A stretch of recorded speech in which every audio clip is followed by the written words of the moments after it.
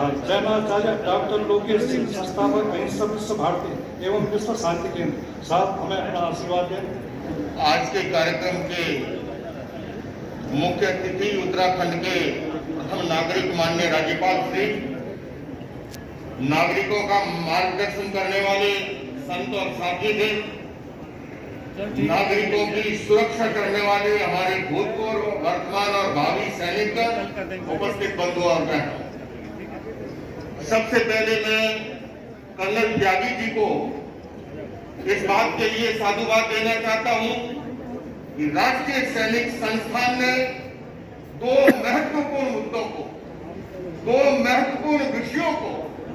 राष्ट्र के सामने उठाया है। और चूंकि मैं जिस जैन परंपरा से आता हूं, माननीय राज्यपाल श्री और पूज्य स्वामी जी को निवेदन करना चाहूंगा, 2600 वर्ष पूर्व भगवान महावीर ने 10 प्रकार के धर्म का विधान किया। ग्राम धर्म, नगर धर्म, समाज धर्म,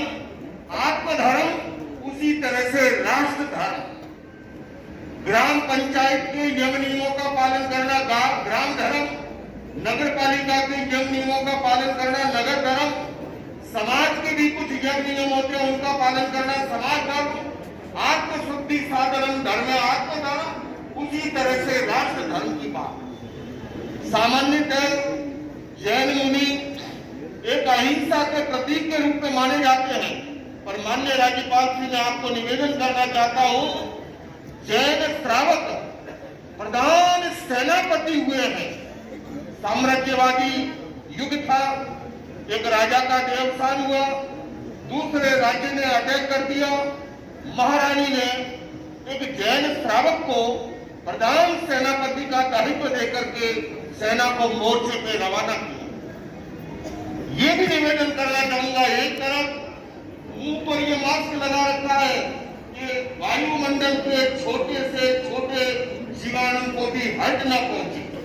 किंतु जब राष्ट्र की रक्षा का सवाल है, वही सैनिक अमावस्या पूर्णिमा का दिन आया बीच में, प्रतिक्रमण करते हैं संध्या के समय और 84 लाख जीवा योनि से क्षमा याचना करते हैं। सैनिकों ने देखा, रे ये तो कीड़े मकोड़ों से माफी मांग रहा है, ये क्या हमारी सुरक्षा करेगा।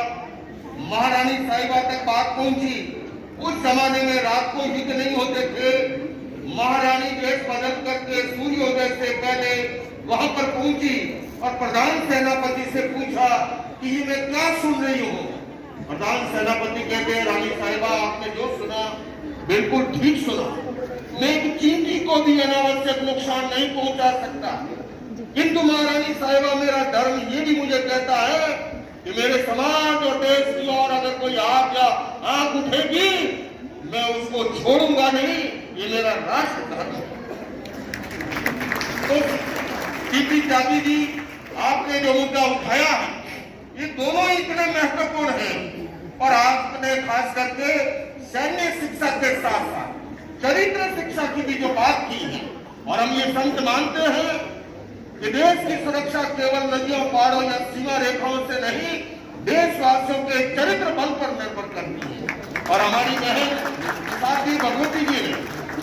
अभी शिक्षा के साथ साथ संस्कार की बात की, और मैं जहां तक समझता हूं, हमारे महामंडलेश्वर रविंद्रपुरी जी महाराज ने जो बात की, सैन्य शिक्षा का अर्थ ही है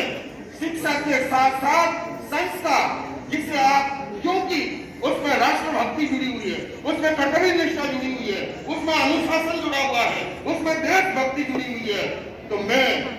इस समय आप सबकी साक्षी से मां गंगा से प्रार्थना करता हूं, हे मां गंगा, राष्ट्रीय सैनिक संस्था को ऐसा वरदान दे दो कि इनकी दोनों मांगे पूरी हो जाए। इन्हीं शब्दों के साथ